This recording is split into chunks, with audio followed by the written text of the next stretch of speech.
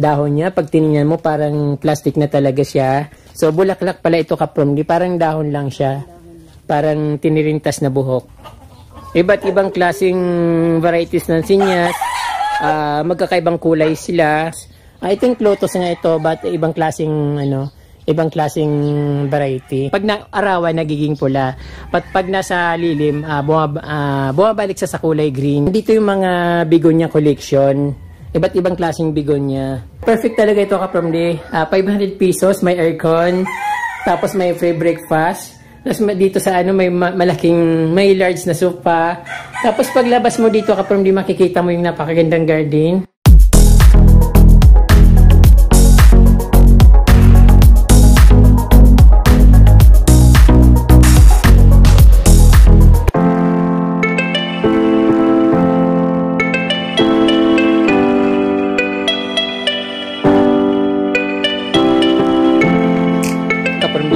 Ako sa araw na ito, sa umagang ito, kasi nakita ko yung napakagandang garden dito. Although may mga nag-recommend sa akin, but ngayon nandito na ako at syempre natuwa ako nung nakita ko yung napakalawak na garden at napakaganda, punong-puno ng halaman at sobrang nakaka-miss talaga kapromdi. So very excited akong ipakita sa inyo kasi ibang klase naman ito kapromdi, ibang level. Although marami na akong napuntahan na garden, malalaki, maliliit, pero ito ibang klase at syempre parang paraiso na ginawa.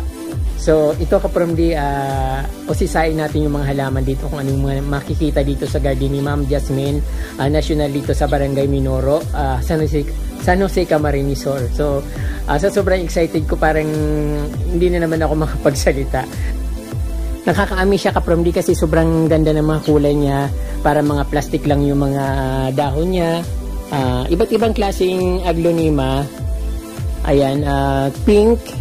Although almost karamihan nakikita ko kulay pink, pero alam ko ito yung mga rare na aglonema. Sobrang mamahal nito sa market. Although medyo nabawasan na yung presyo, medyo nagmura na, pero mahal pa rin ito pag binili mo sa market. Sobrang dami niyang mga halaman dito, katulad nung nakikita nyo kapromdi na sobrang ganda talaga.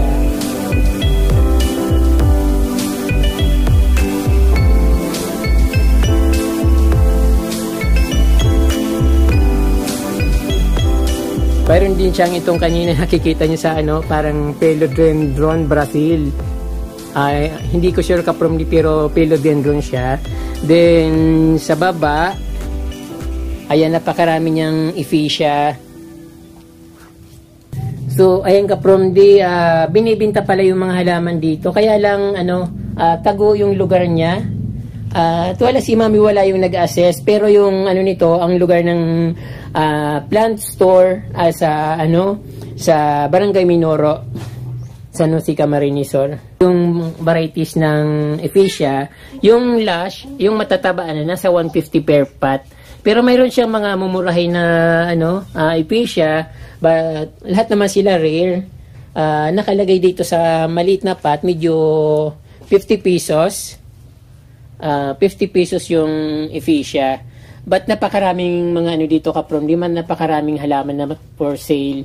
Hindi ko lang alam kung anong mga presyohan dito kasi wala yung wala talaga si Ma'am Jasmine yung talagang nagbibinta ng halaman.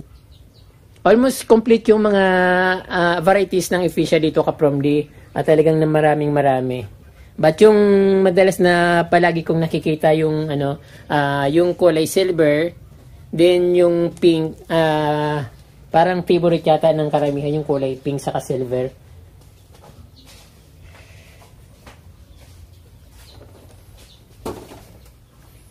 Lalabas na ako dito sa tahanan ng mga ephesia. Dito naman tayo pupunta sa napakaraming halaman. So dito mga kapromdi, yung mga collection ni Ma'am Jasmine ng mga caladium, iba't ibang klaseng caladium. Ito ibang variety ito.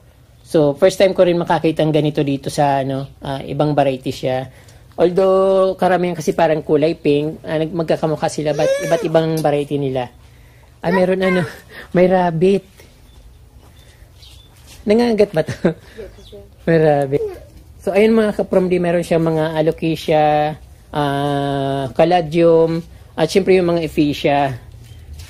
So, kung yung mga mahilig sa magkolekta ng mga ephesia, napakaraming ephesia dito sa garden ni Ma'am Jasmine Nacional sa Zone 2, Minoro, San Jose Camarines.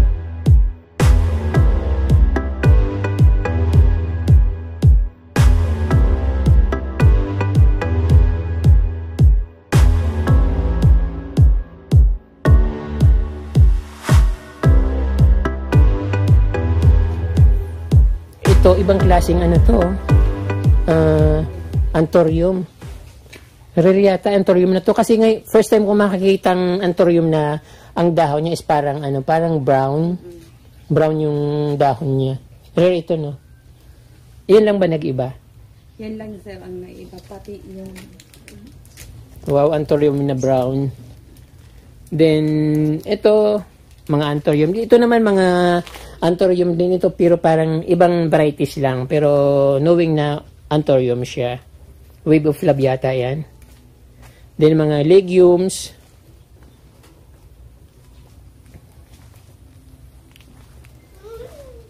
Dito naman mga collection ng iba't ibang varieties ng croutons.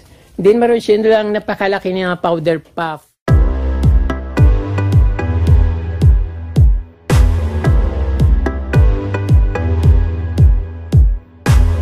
Nakabili ako kay Tralala, lang 75 pesos lang yung isang puno ng powder puff.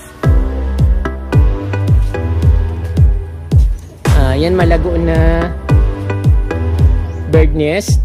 Then ito yung sabi ko dati doon sa garden ni Plantito Tutoy na napakaganda. So hindi ko malaman kung bulaklak ito or dahon siya kasi parang tinirintas. Bulaklak siya. So, bulaklak pala ito kaprom. Di parang dahon lang siya.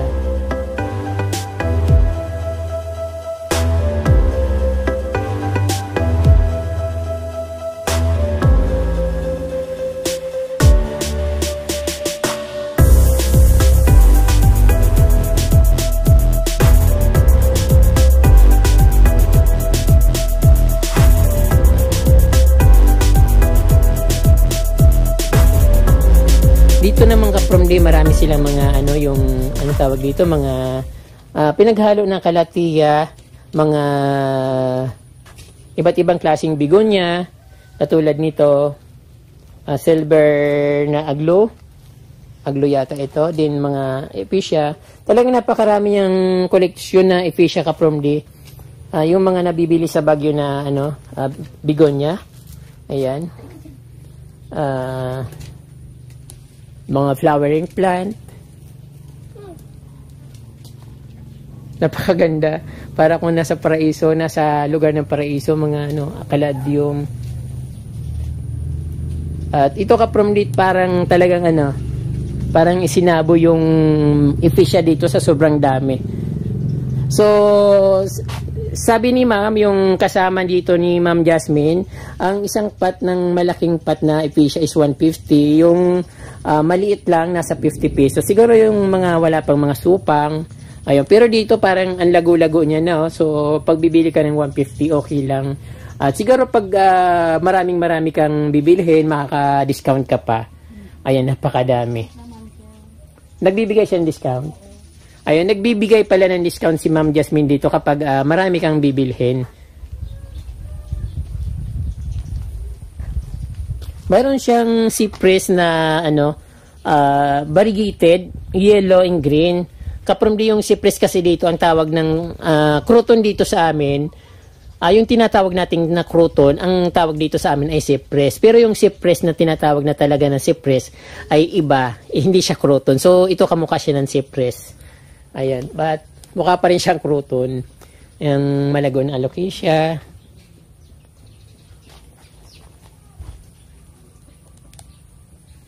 Ayan, sobrang daming collection ng plant dito.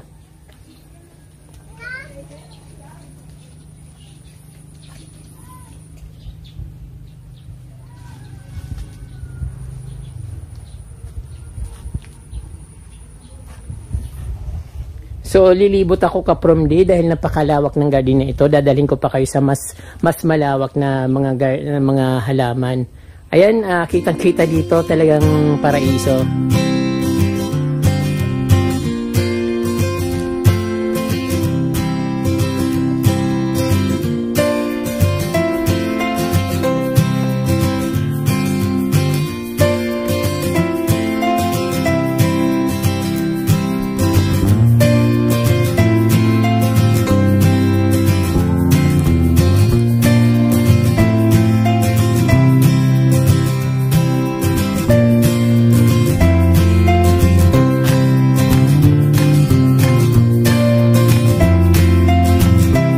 Ayan, soon to be coffee shop ito Kapromdi. Parang may ginagawa silang coffee shop dito. But sa ngayon parang wala pa, pero may ginagawa na silang mga parang yung bar. Then table na lang yung kulang, at syempre yung seating ng mga kanilang garden. Siguro papagandahin pa ito. But sabi nung may-ari, yung husband ni Ma'am Jasmine, ay magkakaroon sila ng coffee shop dito. So ayun nga, sabi ko ipaalam nila kung kailan magkakaroon ng coffee shop para makalibre ako ng coffee. Makapunta ako dito. So ito Kapromdi, mayroon silang variegated na alibangbang, napakalas niya.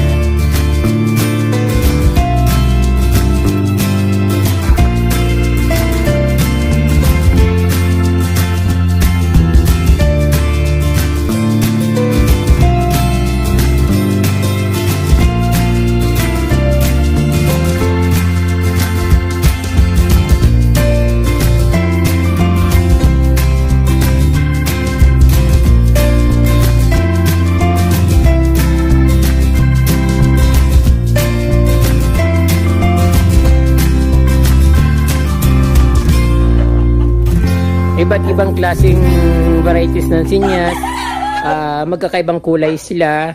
But itong isang variety lang sila, magkakaiba lang yung mga bulaklak nila. Pero siyempre nakakatuwa kapag pag nakakita kang ganito karaming bulaklak, parang saya-saya, di ba? Para kang nasa isang hardy ng isang fairy tale. O ayan, nakita nyo Kapromdi, napakaganda ng mga halaman. At siyempre, favorite ako ng mga manok kapag pag naramdaman ng mga manok na nandito si Certified Promdi, ayan, sila, nagtatawanan. Tumigil sila.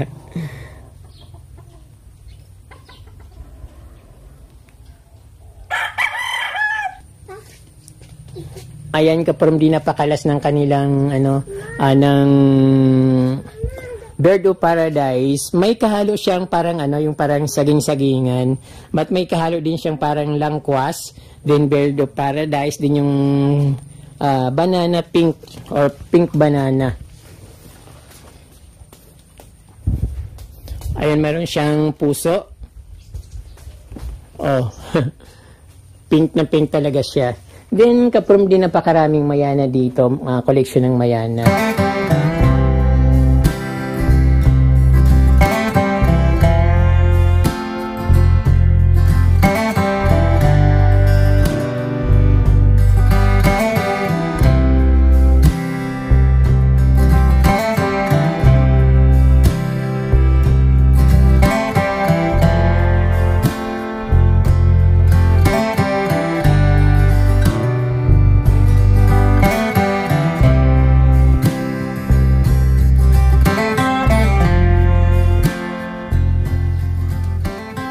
Ayan, tingnan nyo Kapromdi yung taas niya.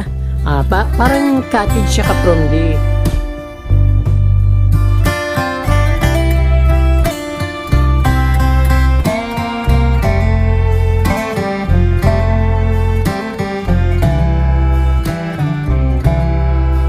Kulang lang Kapromdi yung parang may swimming pool, but hindi naman siguro kailangan ng swimming pool. For extra activity, maganda rin yung may swimming pool para mas parang may hindi na inip yung mga visitors. Just in case na inopen for a resort. Then Kapromdi, dito, napakalawak ng kanilang garden. Ayan.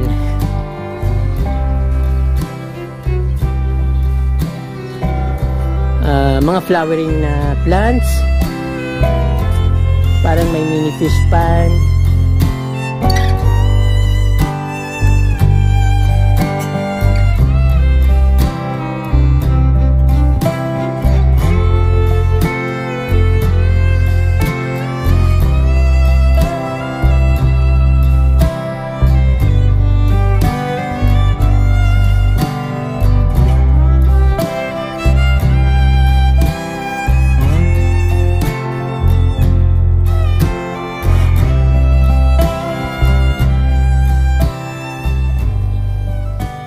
Puro pa rin Kapromdi, still developing pa rin yung place, but napakaganda na, konting lang, kimbot-kimbot lang, so maayos na. May nakita akong ibang klaseng varieties ng halaman doon. So ito Kapromdi, tingnan natin kung anong may mga ano dito, kung may isda pa dito.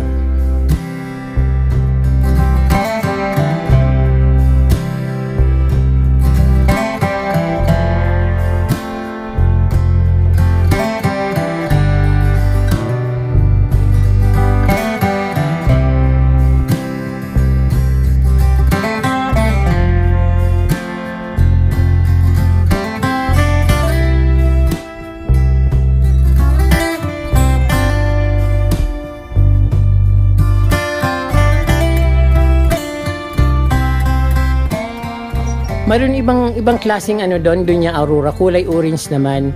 Kasi karamihan na doon niya aurora nakikita natin parang ano, kulay pink, saka kulay red, kulay puti. Doon naman ng kulay ano, kulay orange. But hindi ako makalapit Kapromdi kasi may aso, hindi ko mai-focus yung bulaklak niya. Ayun na. May aso, pero parang mabait siya. Ayun na, parang sarap alagaan. Hindi siya tumatahol.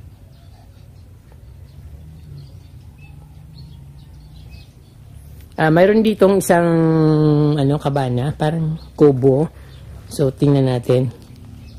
Okay naman yata ito, hindi naman ito magigiba.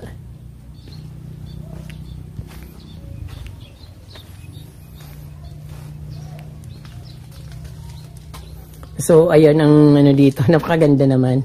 Napaka-class. Medyo nga lang Kapromdi, parang hindi na masyadong naasikaso. Pero sobrang ganda niya. Sana ganito. Sana all may ganito.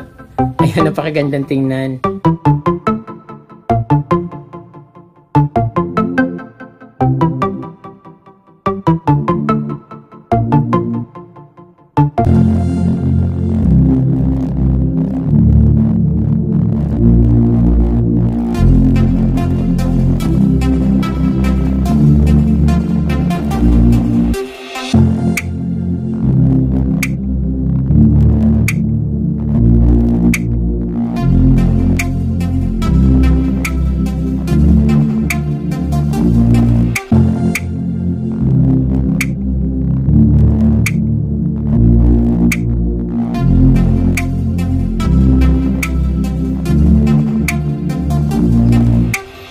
So, napakalawak nito Kapromdi. Nasa kalahati pa lang yung naiikot ko. But na-enjoy ko yung pag-view dito ng kanyang mga halaman. Kasi, ayun, maaliwalas ang dating niya. Napakaganda niyang tingnan. Tapos mayroon pa ditong ano, parang mini fish pond. Mayroon silang mga lotus. Orange na mayana. So, bagong tanim siya. At pupuntahan natin dito yung ano, marami siyang plant dito.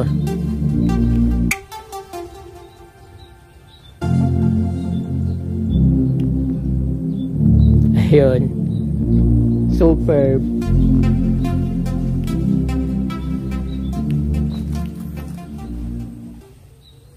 Sa tabi Kapromdi meron siyang ano, napakalago na powder puff. Ay, ang dami-daming bunga at ang laki-laki niya.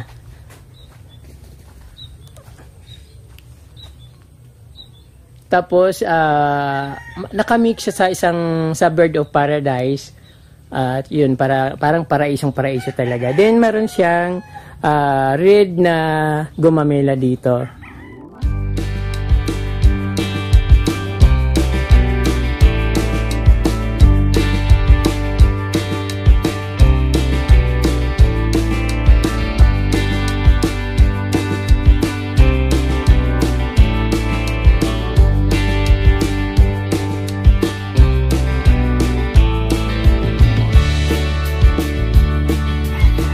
Napakalaki ng garden Kapromdi. Para siyang isang resort.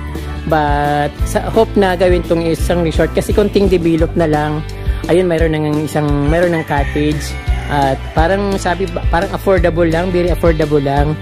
Sabi niya 500 pesos per night. But hindi ko pa nakikita kung anong klase yung kwarto niya.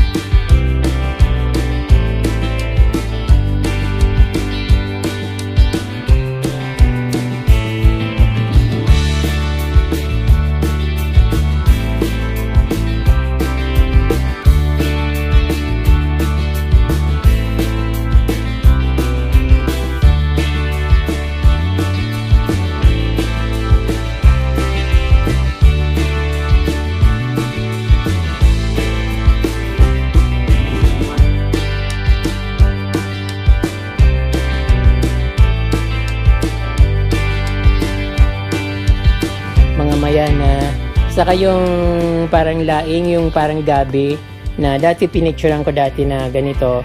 So, maganda siya sa ano, sa tubig, nabubuhay siya sa tubig.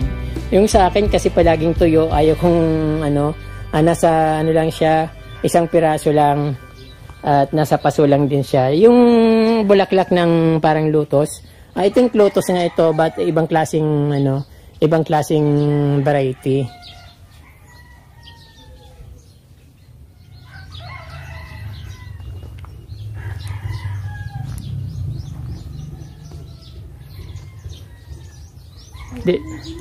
Punta tayo dito. Ito pala yung nakikita ko kaprom din na ano, parang ano yung Doña Aurora. Hindi ko lang alam kung anong klaseng variety ito kasi napakaganda niya ng bulaklak niya. Yellow orange yung bulaklak niya. Ayun yung dahon niya, parang Doña Luz or Doña Aurora yung dahon niya. Pero yung kasi yung bulaklak niya, difference. Maganda rin siyang tingnan kasi nga ano parang maliwalas dahil kulay orange and yellow. Maliwanag siyang tingnan. Then sa baba marami rin siyang ano iba't ibang klaseng varieties ng plants. May parang pinya-pinyan, aloe vera, spider plant, bromeliads, tapos meron siyang ito, ganito yung gusto kong coffee table na ilagay dun sa garden ko kaso lang parang mahal yata ito. Ayan. At meron siyang alocasia dun sa gilid.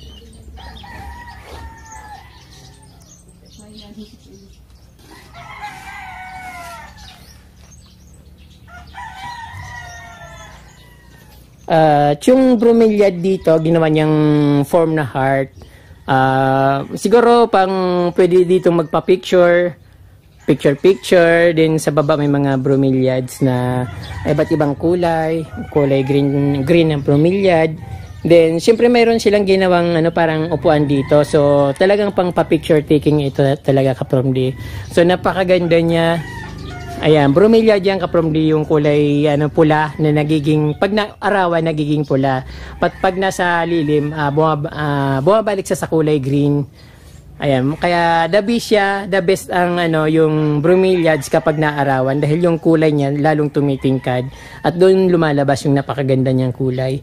Din dito kapromdi napakarami niyang varieties ng orchids. Ayan, syempre mayroon ditong mga ano, bromeliads pa rin, ginawang parang Christmas tree yung style niya. Napakagandang tingnan. At ito, mga collection ng orchids dahil ano ngayon, going to September na, so wala nang mga bulaklak yung orchids. So alam naman natin na kapag mga flowering plant, lumalabas yung mga flower nila sa buwan ng April, May, June, tapos yung pawala na. But napakarami niyang mga orchids dito na ano, banda. I think banda ito from the mayroon siyang isang flowering na ayan, banda orchids. Napakaganda ng flower niya at nag-iisa lang siya. Sa baba ng orchids ay yung punong-puno ng bromeliads.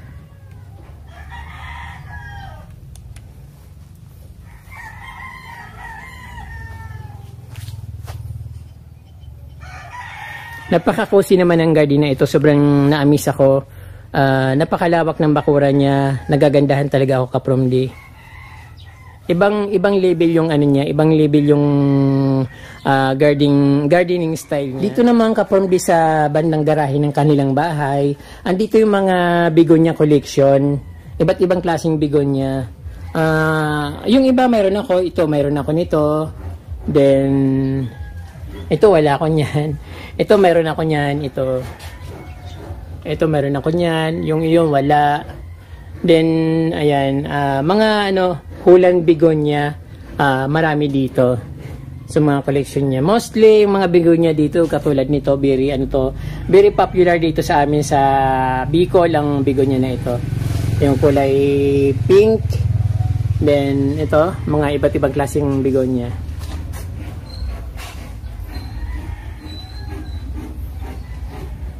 Hindi ko alam kung gaano karami yung variety ng begonia niya, but ito kasi nakikita ko yung ano, Hindi masyadong marami pero ang ganda-ganda niyan tingnan. Ang katulad ng nakikita nyo. Ano siya? Malago. Ayan ang mga begonia collection dito. Yung iba begonia Holland, yung iba begonia na native dito sa atin sa Pilipinas. May kahalong ephesia.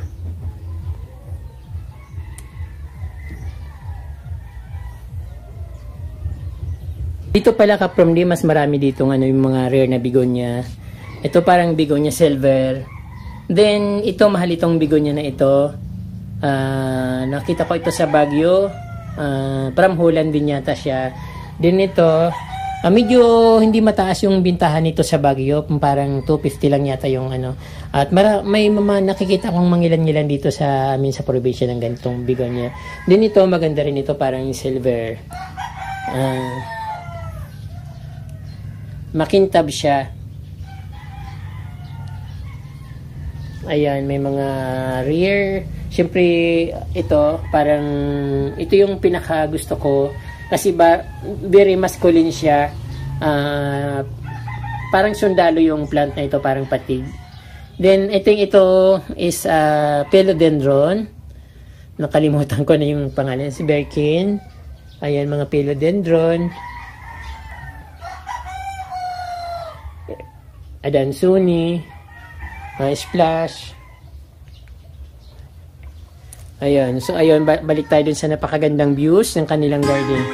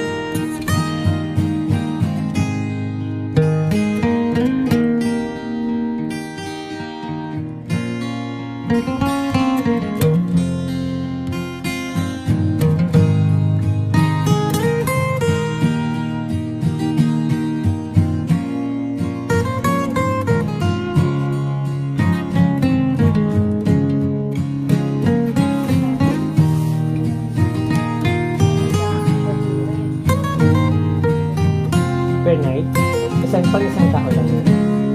Pwedeng mahiling sa taas. Ano sa taas? Ayan.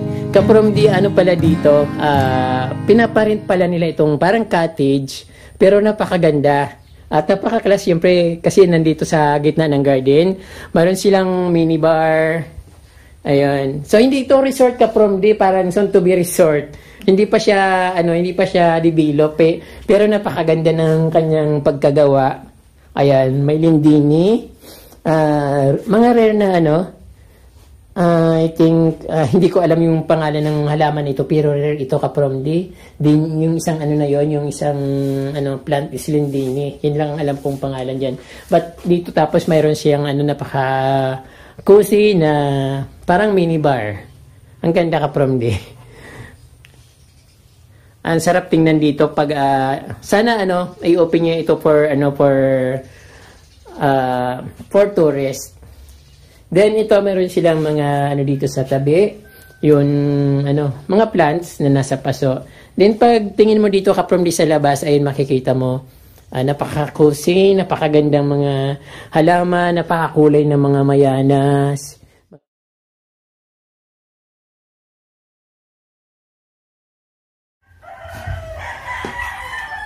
Duwang kwarto? Sarong kwarto. May CR. Maganda pala. Tapos may may sopa. 500 pesos lang isang gabi dito. So maganda. Tapos may TV. Then patingin ng kwarto. Ayan, tingnan natin Kaprom di. Napakaganda kasi ng kwarto dito. Yung cottage nila. Napakaganda.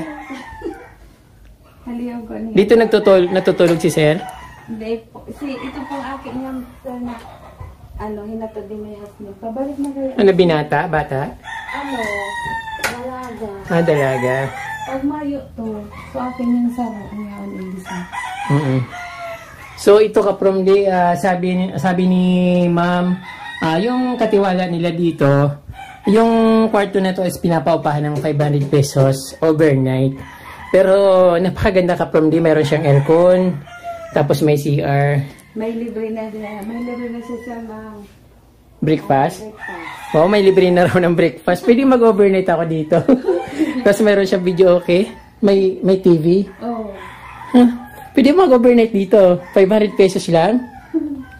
Hindi ba nakakahiya? So Kaprom di, natuwa ko dito sa cottage na pinakita dito sa akin sa bahay ni Ma'am Jasmine. So, perfect talaga ito Kaprom di. 500 pesos, may aircon, tapos may free breakfast.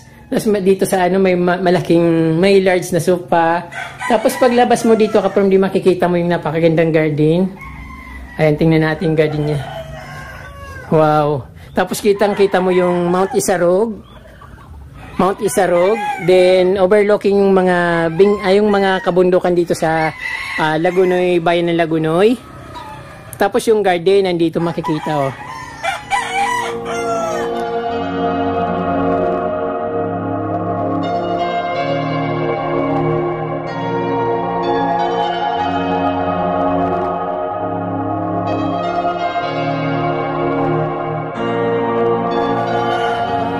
Tapos malapit na dito yung dagat, no? Dyan lang. Oo.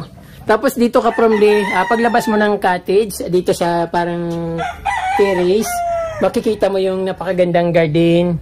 Tapos yung mga palayan na refreshing scenery, mga bundok. Tapos pag siguro mga 2 kilometers from there, mayroon naman dagat, yung Sabang Beach. Yun, dito yung matatagpuan dito. So napakaganda ito, napaka-perfect na gawing resort.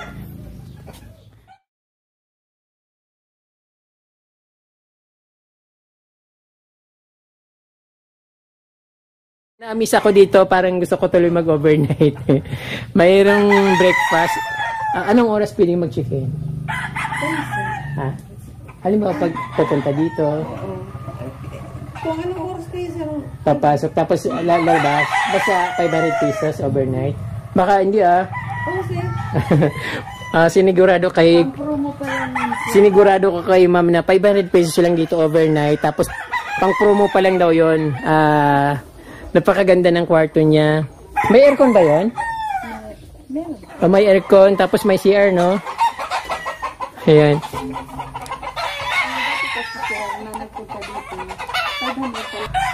Grabe naman to ka-promdi. Natuwa ko dito. Hindi nakakahiyang i-promote.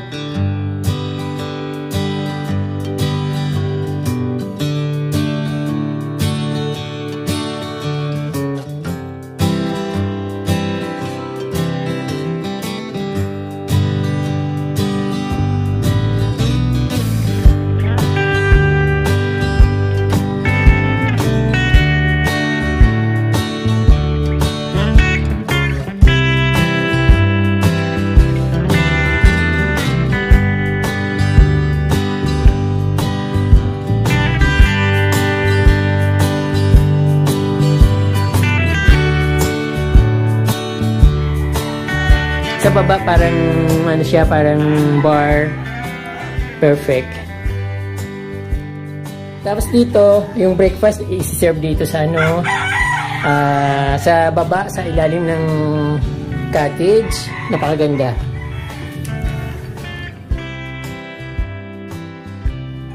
So, ayun mga kapromdi, nakita niyo yung garden ni Ma'am Jasmine National dito sa Barangay Minoro, Sunto, San Jose Camarinesor. So, napakaganda, diba? Tapos, meron pa silang cottage na very cozy, mura pa. Then, soon to be, coffee shop, doon sa, sa harap naman ng harap ng garden sa may tabing kalsada. So, yung kalsada kasi dito, maayos na from Lagunoy, maganda na siya kasi dati nung first time kong pumunta dito yung ano niya, yung kalsada niya rough road, so natakot akong bumalik, kaya ngayon lang ulit ako nakabalik. So pagbalik ko maganda na yung kalsada. So ngayon ko from day, sana na-enjoy niyo yung napakagandang garden dito, yung mga views, yung mga bulaklakin ng mga halaman, begonias, gumamela, mga something na napakaraming flowers, mga begonias, mayana, saka may yung mga sinyas na napakarami.